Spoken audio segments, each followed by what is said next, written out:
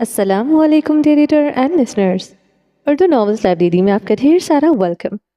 میں ہوں ہدا۔ رمز جنون کی ایپیسوڈ نمبر 99 کا پارٹ 3 ہے۔ اگر آپ نے ابھی تک میرے چینل کو سبسکرائب نہیں کیا تو جلدی سے ابھی سبسکرائب کر دیں، لائک اینڈ شیئر کریں اور اپنی رائے کامنٹ باکس میں لازمی دیں۔ تو چلیں سٹارٹ کرتے ہیں۔ زاویار کی گاڑی اندھا دھند سڑکوں پر بھاگ رہی تھی۔ چہرہ غم و غصے سے سرخ تھا، نقوش تنے ہوئے تھے۔ پہلے ارتضا، اب زرق کو وہ کسی دشمنی کی بھینٹ نہیں چڑھا سکتا تھا۔ التمش نے زرق پر گولی کیوں چلائی، اتنا تو وہ سمجھ چکا تھا۔ التمش نے اس کا ایک لمحے کے لیے نہیں سوچا تھا۔ زرق میں اس کی جان بستی تھی، وہ جانتا تھا۔ زاویار نے موبائل نکالتے التمش کا نمبر ڈائل کیا، نمبر آف آ رہا تھا۔ وہ فون سیٹ پر پھینکتے گاڑی کی سپیڈ بڑھا گیا تھا۔ اس کی گاڑی التمش کے گھر کے گیٹ پر آن رکی تھی۔ گاڑی سے نکلتے اب وہ سبز رنگ کا گیٹ کھٹکھٹاتا رہا تھا۔ وہ اتنا تیش میں تھا کہ دروازہ اندھا دھند کھٹکھٹاتا ہی رہا جا رہا تھا۔ 5 منٹ بعد دروازہ کھل گیا۔ سرمئی آنکھیں سکڑی تھی، چہرے سے نقاب گر گیا تھا۔ وہ زمر کو دیکھتے اسی لمحے رخ پھیر گیا تھا۔ نہیں دیکھ سکتا تھا ان آنکھوں میں جو اسے ہر مورد الزام ٹھہراتی تھی۔ وہ بھیگی نگاہوں سے اس کی چوڑی پشت کو دیکھ رہی تھی۔ اتفاق مرد کا رخ پھیرنا ثابت کرتا تھا وہ اس کے لیے نہیں آیا تھا۔ کیا چاہیے خان صاحب؟ زمر کی آواز پر زاویار نے پلٹتے ہوئے سے دیکھا تھا۔ نقوش میں مزید سرخی کھلی تھی۔ خان صاحب ایک نکیلی کیل کی طرح سینے میں چپ سا کیا تھا۔ اوہ اچھا، اپنے بھائی زرق کے لیے آئے ہیں؟ وہ استہزائیہ ہنسی تھی۔ کیسے نہ آتے، بھائی ہے نا وہ آپ کا۔ باپ اور ماں ایک نہ بھی ہوں مگر ہے تو وہ آپ کا خاندان کا حصہ۔ وہ اب اپنے چہرے پر پھر سے نقاب کر گئی تھی۔ زاویار کی نگاہیں اس کی سرمئی آنکھوں میں گڑھی تھی۔ میرے شوہر کو پسند نہیں نہ کسی غیر مرد کے سامنے بے پرواہ بے پردہ ہوں، وہ کہہ کر رخ پلٹ گئی تھی۔ زاویار خانزادہ کے وجود میں برچھیاں سی گھل گئی تھی۔ اس سے پہلے وہ دروازہ بند کرتے اندر سے کوار لگاتی، زاویار کا مضبوط ہاتھ اس دروازے پر آن ٹھہرا تھا۔ سبز رنگ کا دروازہ کھلتا چلا گیا تھا۔ دونوں مٹی کے صحن میں ایک دوسرے کے سامنے کھڑے تھے۔ زمر چادر کے کونے کو اپنے چہرے کے دائیں رخ سے جکڑے کھڑی تھی۔ چہرے پر ابھی بھی نقاب تھا۔ نقاب ہٹاؤ۔ زاویار خانزادہ کو یہ نقاب سوئیاں چبھو رہا تھا۔ کیا رشتہ ہے میرا آپ کے ساتھ؟ میرا شوہر ایک غیر مرد کو دیکھے گا مجھے مار ڈالے گا۔ زمر، وہ دہاڑ اٹھا تھا۔ نہیں ہے کیا غیر آپ میرے لیے؟ کیا رشتہ ہے آپ کا مجھ سے؟ میں نہیں پہچانتی آپ کو۔ مجھے اتنا پتا ہے میرا شوہر کتوں کی طرح آپ کے لیے وفادار ہے۔ اسی وفاداری کے عوض آپ نے اپنی بہن اسے سونپ دی تھی۔ وہ تلخی سے بولی تھی۔ زاویار کی آنکھوں میں خون اترا تھا۔ وہ اسے بازو سے سختی سے جکڑ گیا تھا۔ میں نے تمہارا نکال تمش سے کیوں کیا؟ تم اچھی طرح جانتی ہو جو تم نے کیا اس کی سزا موت تھی۔ زاویار نے غیظ و غضب سے دانت پر دانت جماتے کہا تھا۔ جو زرق نے کیا اس کی سزا کیا تھی؟ اس نے سرعام آپ کی عزت کے ساتھ کھیلا، مجھے دو کوڑی کا کر دیا، تمام جائیداد اپنی بیوی پر نچھاور کر دی۔ اب وہ اسی حویلی میں شان سے رہ رہا ہے بلکہ اکڑ کر رہ رہا ہے۔ فرق یہی ہے وہ مرد ہے اور میں عورت۔ وہ جرا پر اتر آئی تھی، رندھی ہوئی آواز پر قابو پانے میں ناکام ہوئی تھی۔ نقاب وہ ایک ہاتھ سے سختی سے تھامے ہوئی تھی۔ یہی فرق ہے اگر تم سمجھو تو زمر، یہ فرق بہت بڑا ہے۔ کاش تم سمجھ سکتی۔ وہ پھیکا سا مسکرایا تھا۔ میں نہیں مانتی اس فرق کو۔ میں نے بدکاری نہیں کی تھی۔ میں کسی مرد کے لیے حویلی سے نہیں بھاگی تھی۔ میں کچھ بننا چاہتی تھی۔ میرے سپنے کو میرا گناہ بنا دیا۔ تم ظالم ہو زاویار، تم نے مجھے برباد کر دیا۔ وہ اپنے ساتھ ہوئی ہر زیادتی اس کے کھاتے میں ڈالتی جا رہی تھی۔ وہ گلے میں گلتی ابھرتی اس کے ساتھ اس کے لبوں سے اپنا نام سن رہا تھا۔ یہ تو خان صاحب سے بھی زیادہ اسے ہرٹ کر گیا تھا۔ تمہارا خواب میرے اور بابا کی عزت کے پر پیر رکھ کر پورا ہی ہو سکتا تھا۔ وہ خواب نہیں، ہم سب کی موت تھا۔ اپنی زندگیوں کے لیے میری موت کا سودا کر دیا تم نے۔ وہ زاویار کی بات کاٹتے دبی آواز میں چیخ اٹھی تھی۔ نقاب گر چکا تھا۔ تم نہیں سدھری، تم نہیں بدلی۔ اچھا کیا میں نے تمہارا نکاح التمش سے کیا۔ مجھے جو گل تھا آج تمہاری ہٹ دھرمی سے دور ہو گیا۔ وہ ایک ایک لفظ چبا گیا تھا، گل ختم ہو گیا۔ وہ لفظ دہراتے نم سا ہنسی تھی۔ حویلی سے بھاگی تم سے مر، بابا اور میرے اعتماد کا قتل کیا۔ اسی قتل کی وجہ سے حویلی میں کوئی تمہارا نام تک نہیں لیتا۔ تمہیں لگتا ہے جو تم نے کیا ہمیں تمہاری پرواہ ہو سکتی بھی ہے؟ اتنی سی بھی ہمیں تمہاری فکر نہیں۔ وہ دو انگلیوں کو آپس میں جوڑے ہوئے تھا۔ چہرہ غیظ و غضب سے سرخ ہو رہا تھا۔ زمر کی آنکھوں سے آنسوں کا جھرنا بہ رہا تھا۔ کسی غیر مرد کے فلیٹ میں کس حلیے میں ملی تھی تمہاں؟ وہ بے رحمی سے پوچھتے اس کے قریب ہوا تھا۔ زمر نے اپنے قدم پیچھے بڑھائے تھے۔ ہمیشہ اپنی بہن کو چادر میں لپٹا دیکھا تھا، ہمیشہ یہی سمجھا میری بہن شرم و حیا کا پیکر ہے، مگر مجھے پتا ہی نہیں تھا اس کی آنکھوں میں شرم کب سے دھل چکی ہے۔ لفظوں سے کوڑے کیسے مارے جاتے ہیں زمر خان بخوبی جان چکی تھی۔ آپ اچھی طرح جانتے ہیں میں نے اس غیر مرد کا کیا حال کیا تھا۔ وہ پیچھے کی طرف قدم بڑھاتی جا رہی تھی، زاویار مسلسل اس کی طرف قدم بڑھا رہا تھا۔ تو اس سے کیا فرق پڑتا ہے؟ تم نازیبا لباس میں کسی غیر مرد کے ساتھ اس فلیٹ میں تھی، وہاں سے بھاگ بھی جاتی تو کیا ہوتا تمہارے ساتھ؟ تم نے کبھی سوچا؟ تمہیں عقل آنی ہوتی، وہ جو تمہارے لیے کافی تھے، مگر تم تو آج بھی نہیں سدھری۔ وہ بغیر کسی لگی لپٹی کے بولتے زمر کا چہرہ تاریک کر گیا تھا۔ میرے لالا تھے، میرے بڑے تھے، مجھے معاف کر بھی سکتے تھے۔ سرمیاں کی زاروں قطار بہنے لگی تھی، یہی سوچا تھا۔ دل پتھروں کے بوجھ تلے دبتا بھی تھا، مگر کیا ہوا؟ تمہاری تصویریں کسی غیر مرد کے موبائل سے ملے؟ زمر خان روتے ہوئے سر نفی میں ہلاتے اپنے قدم پیچھے کی جانب بڑھا رہی تھی۔ وہ خاموش کیوں نہ ہوتا تھا، اس سے اچھا تھا تھپڑ ہی دے مارتا۔ فلیٹ میں میرا موبائل کا ڈیٹا چوری ہو گیا تھا، ہچکیوں سے بتایا گیا۔ اس سے بھی فرق نہیں پڑتا زمر، حقیقت صرف یہ ہے کہ تمہاری تصویریں کسی کے موبائل سے ملی، کیوں کیسے مجھے غرض نہیں۔ حقیقت یہ ہے تم ایک بہن بیٹی کے طور پر ناکام ہو گئی۔ تم نازیبا لباس پہنے کسی مرد کے ساتھ فلیٹ میں تھی، کیا گزری تھی مجھ پر تم سوچ بھی نہیں سکتی۔ تم نے جو کیا اس کی معافی نہیں۔ حویلی میں کوئی بھی تمہارا نام لینا پسند نہیں کرتا۔ جس زمر پر ہم سب نے اعتبار کیا وہ اعتبار محبت کے لائق نہیں تھی۔ وہ تلخی سے بولتے زمر کا چہرہ لال کر چکا تھا۔ اتنی بڑی بھی غلطی بھی نہیں تھی، وہ ٹوٹے لفظوں سے دیوار کے ساتھ جا لگی تھی۔ اتنی ہی بڑی غلطی تھی کہ تمہیں اسی وقت مار دینا چاہیے تھا۔ بس کے اطراف میں دیوار پر مکہ مار کیا تھا۔ زمر خان کے لیے وہ آج سچ میں مر گیا تھا۔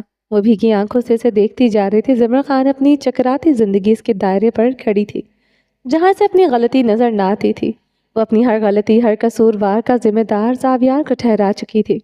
اب اگر تم نے کوئی غلطی کی، کچھ بھی غلط کیا، یاد رکھنا میں تمہاری جان اپنے ہاتھوں سے لوں گا۔ اب کی بار معافی نہیں ملے گی۔ اس کی آنکھوں میں دیکھتے غیظ و غضب سے گررایا۔ زمر خان بری طرح روتی تھی۔ سزا دیتے مگر اتنی بڑی تو نہ دیتے۔ میرا نکاح التمش سے کیوں کیا؟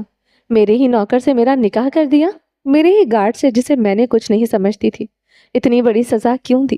دروازے سے اندر داخل ہوتا التمش رک گیا تھا، اس کا دل بھی رک گیا تھا۔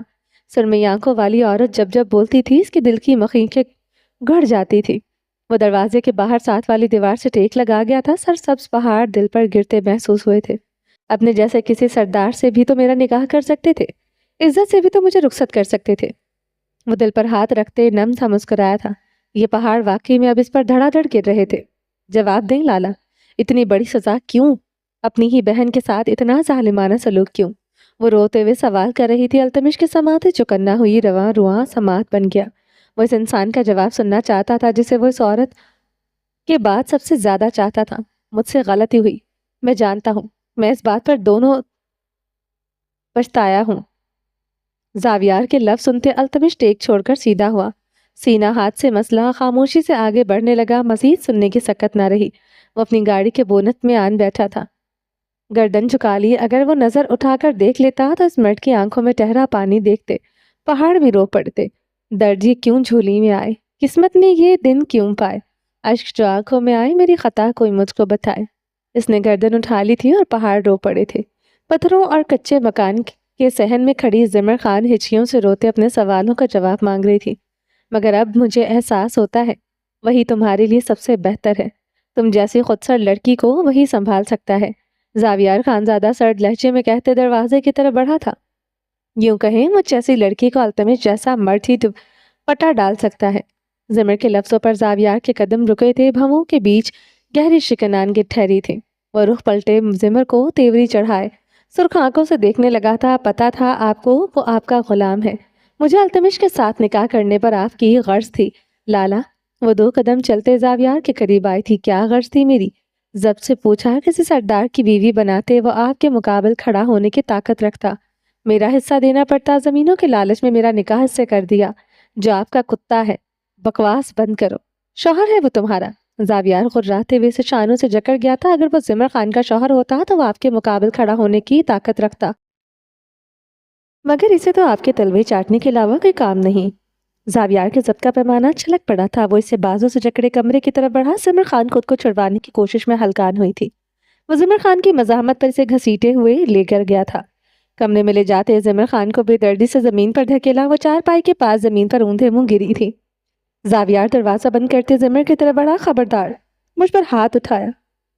زاویار خانزادہ، میں اب تمہاری بہن نہیں، التمش خان کی بیوی ہوں۔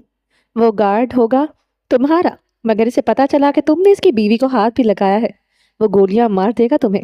وہ سیدھی ہوتی چیخ رہی تھی۔ اس کی طرف بڑھتے زاویار کے قدم رکے تھے۔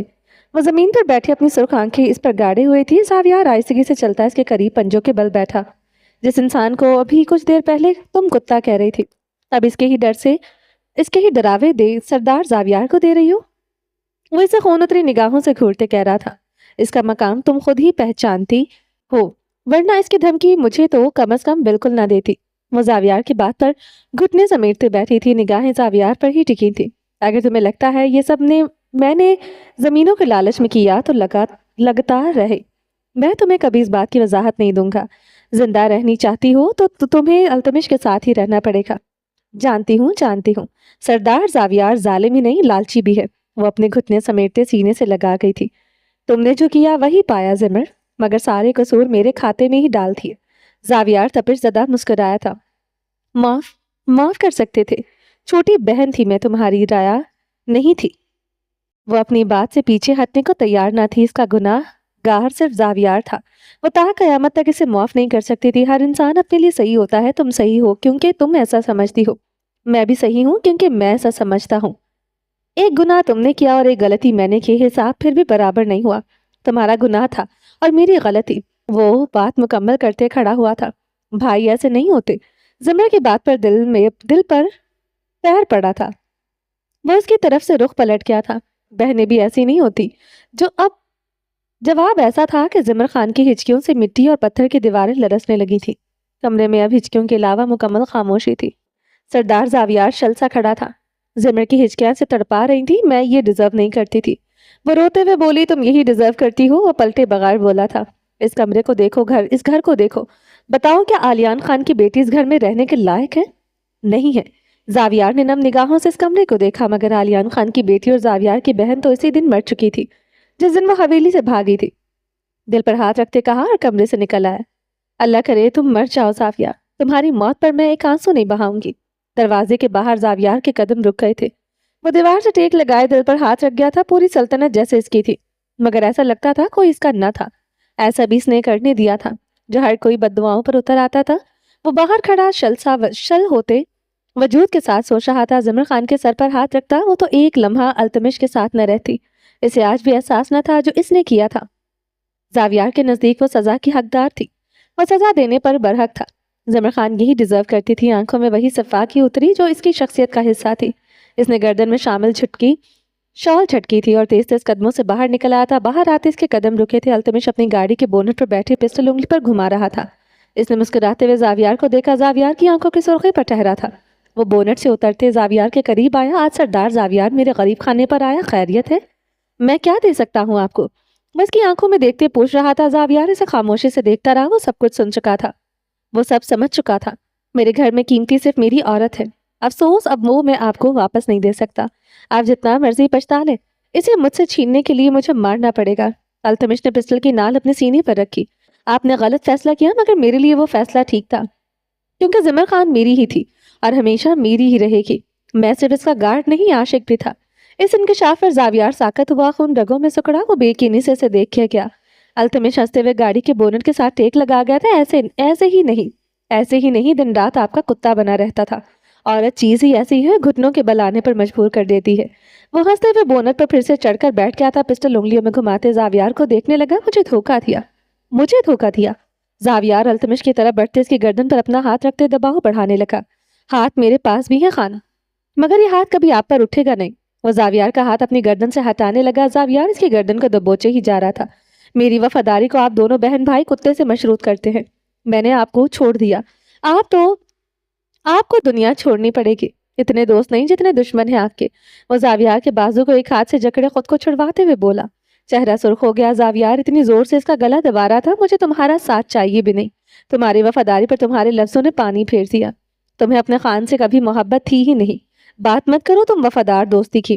زاویار اسے چھوڑتے ہی پیچھے ہوا تھا۔ वो दोनों बुरी तरह हाँफते एक दूसरे को देख रहे थे। दिल बुरी तरह जल रहे थे, सांसें कब्ज हो रही थी। दोस्त तो कभी था ही नहीं। वफादार गार्ड के साथ भी कोई ऐसे नहीं करता जो आपने मेरे साथ किया।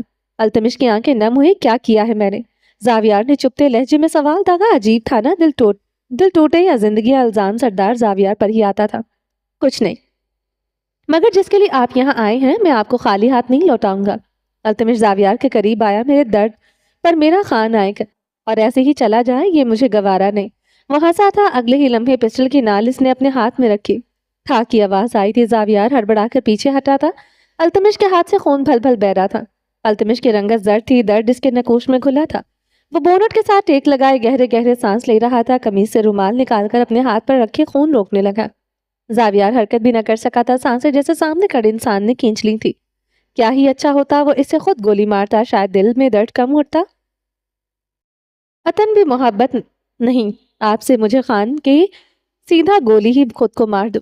गोली छूकर ही गुजरी है, इतनी एहतियात से मारी है। वो गहरे सांस लेते कह रहा था। इसकी आंखों में आंसू बह रहे थे। सरसब्ज वादियां पहाड़ जानते थे कि वो जख्म की वजह से नहीं रो रहा। वो सरमई और स्याह आंखों वाले दो बेरहम इंसानों की वजह से रो रहा था। जरीक के हाथ को गोली छूकर गुजरी थी। बदला पूरा हो गया था और रोते हुए इसे देखने लगा। सरदार जावियार रुख पलट गया था। जो आंसू अल्तमिश की आंखों से बह रहे थे वो जावियार की आंखों में उतर आए थे। जालिम सरदार जावियार सबसे ज्यादा जालिम खुद के लिए था। इसका दर्द कोई देख ले, इसे ये कहाँ गवारा था। वो पलटा न था। वो आगे बढ़ने लगा। गाड़ी वहीं छूट आई थी और पता नहीं क्या क्या छूटा था। वो नहीं जानता था, न जानना चाहता था। वो इस धुंधलाई आंखों से आगे बढ़ता रहा। अल्तमिश अपने बाजू से अपनी आंखें बार बार मसलते इसकी पुश्त देख रहा था। जावियार खानजादा से बढ़कर जालिम इसके लिए कोई न था, मगर आज भी सारी वफाएं इसकी ही इसके खान के लिए ही थी। रावलपिंडी के अस्पताल में आओ तो मशीनों में जकड़ा शाहवीर मलिक का जहन बेदार हो रहा था। इसका कौन कौन था वो याद करने की कोशिश कर रहा था। अशीर मलिक जो बाप होते हुए भी कुछ न था। और इसका कौन था इस बेदर्द दुनिया में? इसका एक भाई भी तो था। इसकी बंद होती आंखों के गोशों से आंसू निकल रहे थे। आयश मलिक इसके लब हिले थे। वो तो कभी भूल ही नहीं सकती थी। शाहवीर मलिक की कपकपाती उंगलियां इसके सीने पर लटके इसके लॉकेट पर आन ठहरी थी। वो लॉकेट आग जैसा गर्म था। वफादारी खून के आगे स्याह पड़ने वाली थी। ये जानने के लिए तो दरो दीवार भी बेचैन थे। स्याह लिबास में मलबूस वो शख्स थका थका सा हवेली दाखिल हुआ था। कमरे में दाखिल होते हुए सीधा वॉशरूम घुस गया था। ठंडा पानी शब्द हो गया। दर्द गम आंसू वो स्याह ट्राउजर में मलबूस, स्याह हाफ स्लीव टी शर्ट में मलबूस वो आईने के सामने खड़ा था। वो अपने मुंह पर हाथ फेरते हुए वो अभी भी सफाक जालिम ही सरदार जावियार था। वो अपनी मखसूस अकड़ में आ गया था। गम दर्द कंधे झुका दिए थे। इसके कंधे कभी झुक नहीं सकते थे। वो अकड़ी गर्दन के साथ खड़ा था। ये तो छोटे छोटे दर्द थे जिनसे लम्हा भर ही सांस कब्ज होती थी। सांसों पर पैर अभी किसी को रखने की जुर्रात नहीं हुई थी। इसने मुस्कुराते हुए गर्दन तिरछी करते कमरे में नजर दौड़ाते सांसें बंद कर देने वाली औरत को तलाश किया। वो जी भरकर बदमजा हुआ था। वो कमरे से निकलते किचन की तरफ बढ़ा। किचन के दरवाजे से टेक लगाए हुए उसे देखने लगा। इस औरत का शौहर दूसरी शादी करने जा रहा था। आखिर कहीं तो आग लगी होगी, कहीं तो चिंगारियां उठी होंगी। जावियार की गहरी निगाहें चूल्हे के पास खड़ी आयश पर थी, जो केतली में चाय के लिए पानी उबाल रही थी। नीले रंग की कमीज और ट्राउजर में मलबूस थी। नीले रंग की कढ़ाई वाली शॉल कुर्सी पर पड़ी थी। बाल जूड़े में समेट रखे थे। वो कुछ पल इसकी पुश्त को देखता रहा, फिर आहिस्तगी से इसकी तरफ बढ़ा। वो इसके करीब आते शेल्फ पर हाथ जमा किया था। वो सांसें बंद कर देने वाली तिलस्माती खुशबू के हिसार में कैद हुई थी। इतनी स्ट्रांग खुशबू वो लगाता था, आयश के असाब भारी होने लगे थे। वो हर चीज में इतना शिद्दत पसंद क्यों था आखिर? इतना शिद्दत पसंद था कि शिद्दत पसंद लफ्ज भी इसके जुनून की हदों को न छुपाता था। जैसे इसके वजूद में कोई ऐसी आग दहक रही हो जो जज्बों को भी राख कर दे। इसकी गर्म सांसों की हिद्दत पर आयश की गर्दन सुलगने लगी। 100% के मर्द की मलकियत तुम हमेशा रहोगी। जावियार का गर्म हाथ इसके पेट पर आन ठहरा था। वो बुरी तरह सिसकी थी। वो इसके पेट पर सख्ती से हाथ जमाए हुए था। आयश की पुश्त इसके सीने के साथ आन लगी थी। 100% के मर्द की जिंदगी में बनी में आई हुई बेमोल औरत। एक बात तो तय थी, सरदार जावियार अपना बदला शदोमत से लेता था। फर्क सिर्फ इतना था, इस औरत ने इसे 2% का सरेआम कहा था और वो इसे बेमोल अपने सीने से लगाए कह रहा था। 100%, 100%, ये हो 2%, 260%, वह क्या जोड़े है हमारा। वो कहते इसे सीधा कर गया था। वो शेल्फ पर हाथ जमाए इस पर झुका। जलते चूल्हे की आग की तपिश आयश की पुश्त को छू रही थी।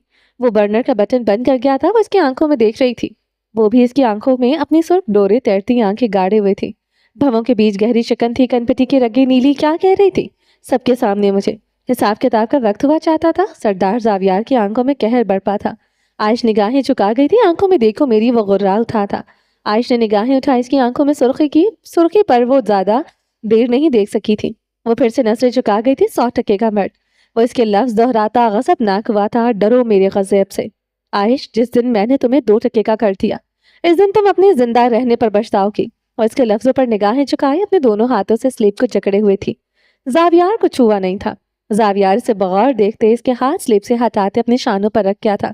اس کی کمر میں ہاتھ ڈالتے اسے اپنے ساتھ لگا گیا تھا۔ وہ اس کے خود کے ساتھ لپٹانے پر لب دانتوں تلے دبا گئی تھی۔ وہ جس طرح خود کے ساتھ لپٹائے ہوئے تھا عائش ملک سمجھتی تھی۔ وہ اپنا حق جتا رہا تھا، وہ اس کی ملکیت ہے، جتانے کی بھرپور کوشش کر رہا تھا۔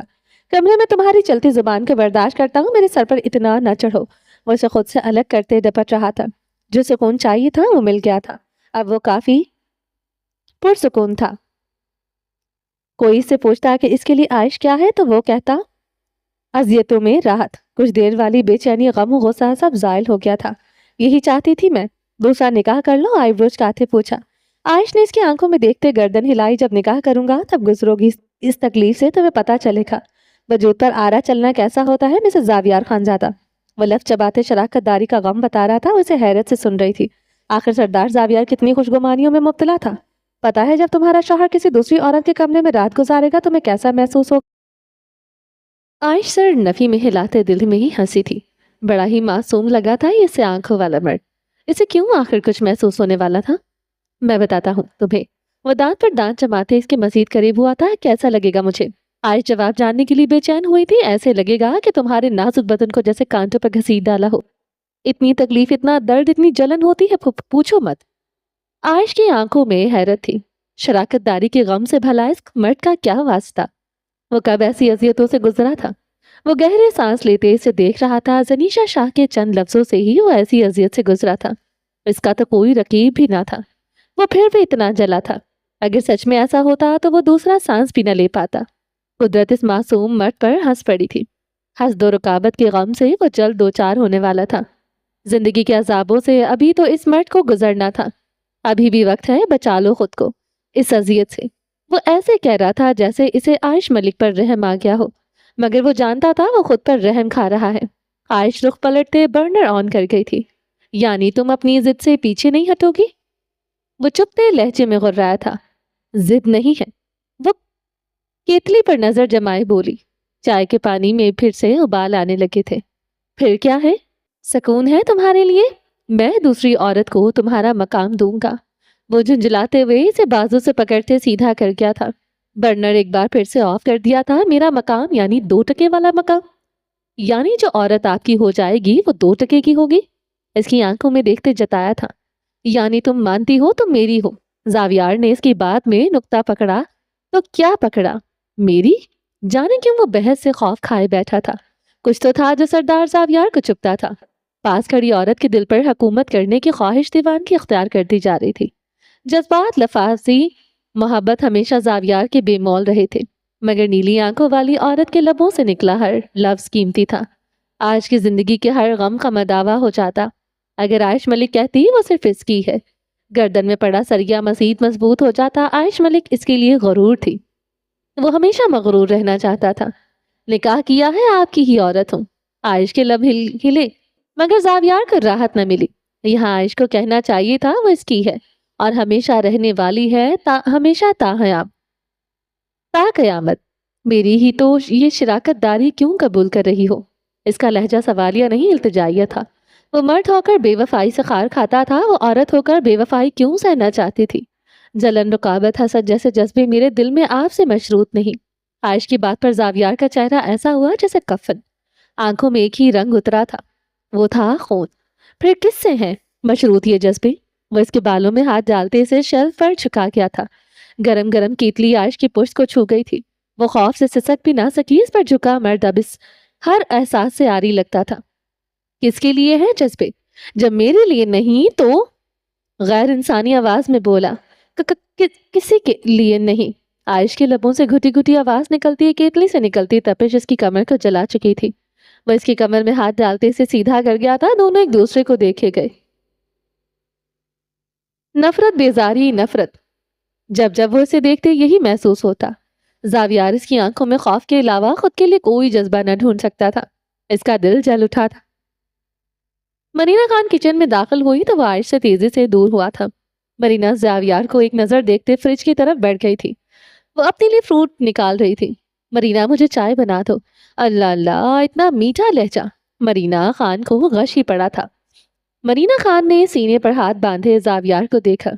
वो तो मुस्कुराते हुए से देख रहा था। वो अल्लाह, अब तो सिर्फ मरने की कसर बाकी रह गई थी।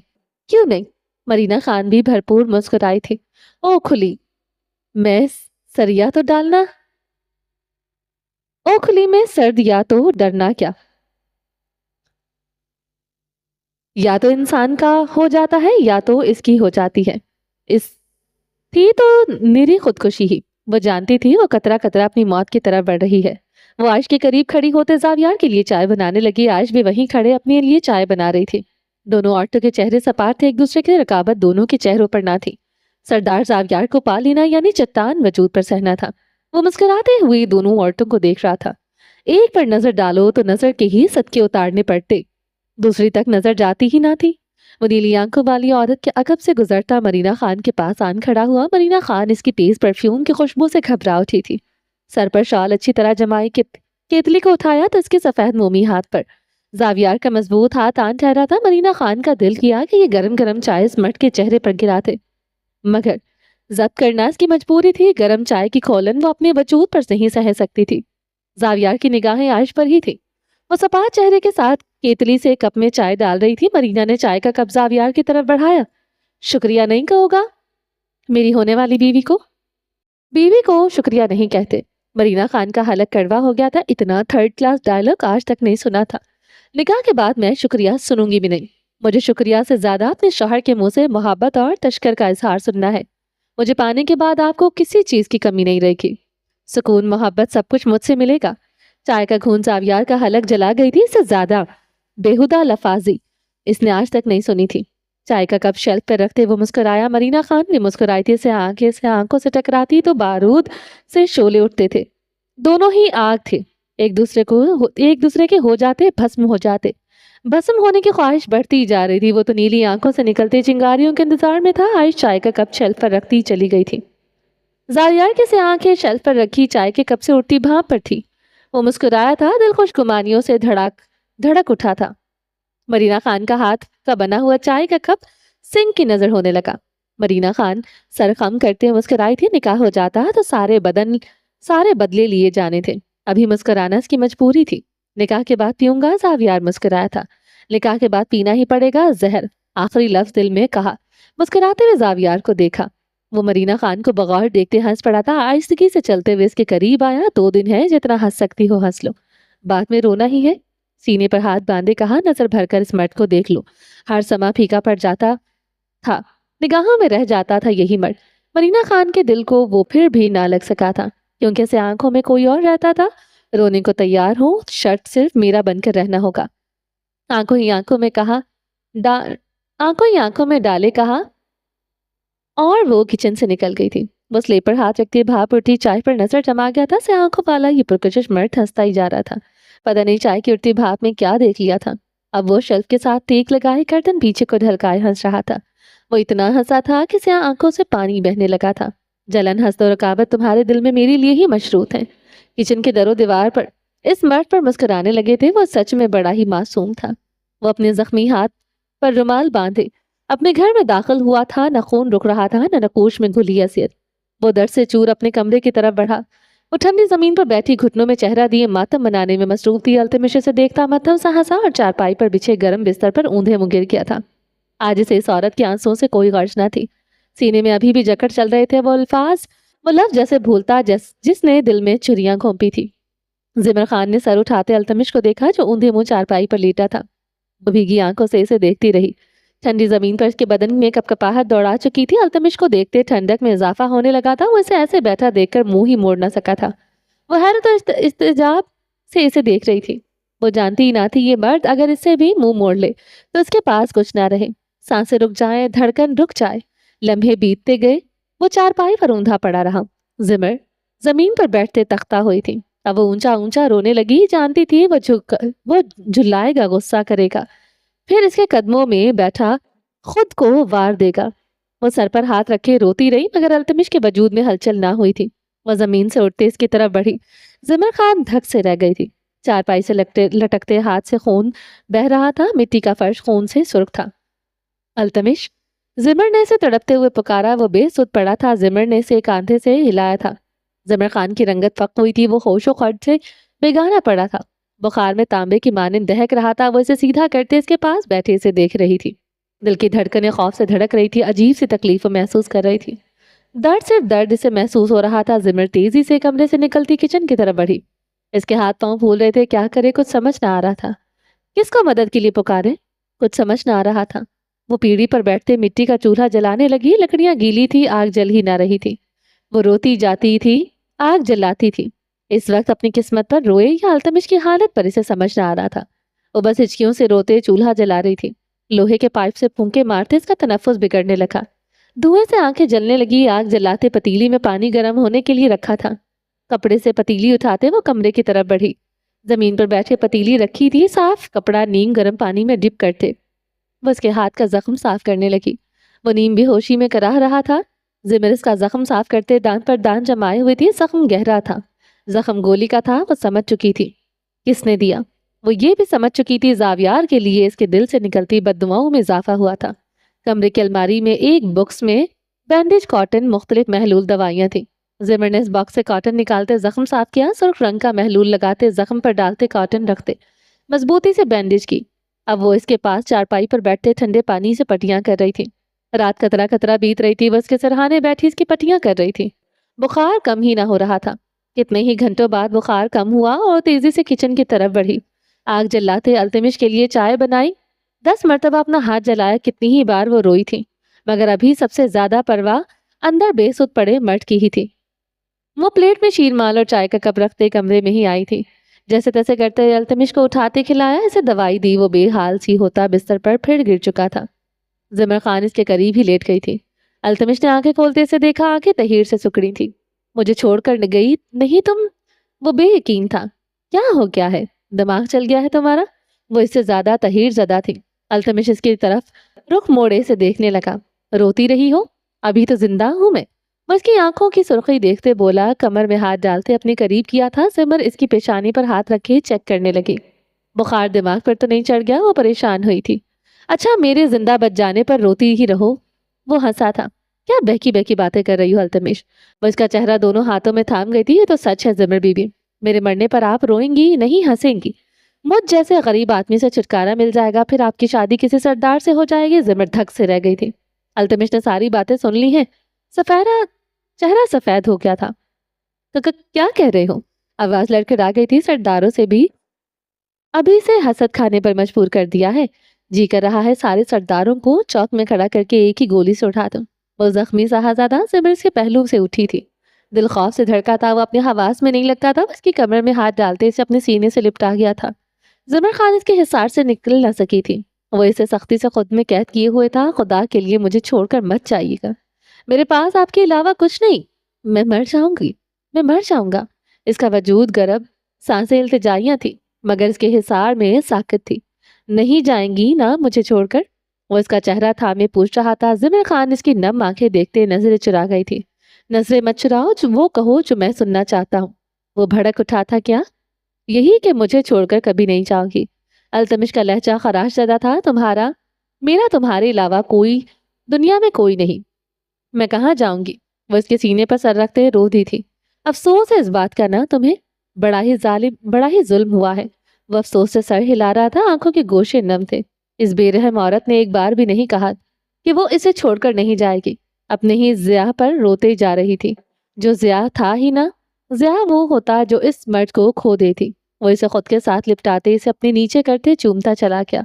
التمش تو تمہارا ہاتھ، وہ اس کے جھلساتے لمس پر تڑپ اٹھی تھی۔ اتنا شدت بھرا آگ برساتا لمس، بخار جیسے نس نس میں اتر چکا تھا۔ ہاتھ میں اتنی تکلیف نہیں جتنا اس وقت وجود میں آگ جل رہی ہے۔ یہ گرمی دور کر دو، مجھے افسوس کرنے دو، تم میری ہو۔ مجھے محسوس کرنے دو تم میری ہو، تمہیں مجھ سے کوئی نہیں چھین سکتا۔ بخار واقعی اس کے دماغ میں چڑھ گیا تھا۔ زمر خان کو تو یہی لگا تھا، مگر یہ مرد تو دل کے بخار میں بھی مبتلا تھا، جو تب تک ٹھنڈا نہیں ہونا تھا جب تک محبوب کو یہ بخار نہ منتقل ہو جائے۔ وہ اس پر جھکے اس کے جسم کا ہر پردہ اتارتے چلا گیا۔ اتنی آگ تھی کہ زمرد خان جھلس کر رہ گئی تھی۔ تاریک کمرہ لرزا اٹھا تھا، وہ اس عورت کے لبوں سے نکلے لفظوں کا زخم مٹانے کے لیے دیوانہ ہوا جا رہا تھا۔ زمرد خان اس کی شدتوں پر بے حال سی ہوتی جا رہی تھی۔ نازک وجود تھا اس چٹانی وجود کے نیچے، ٹوٹتا ہی جا رہا تھا۔ ہر چیز گواہ تھی اس مرد کی دیوانگی کی، بس یہی عورت سمجھتی نہ تھی۔ سردار زاویار کی بہن جو تھی اپنے لیے ہی ظالم ہی تھی۔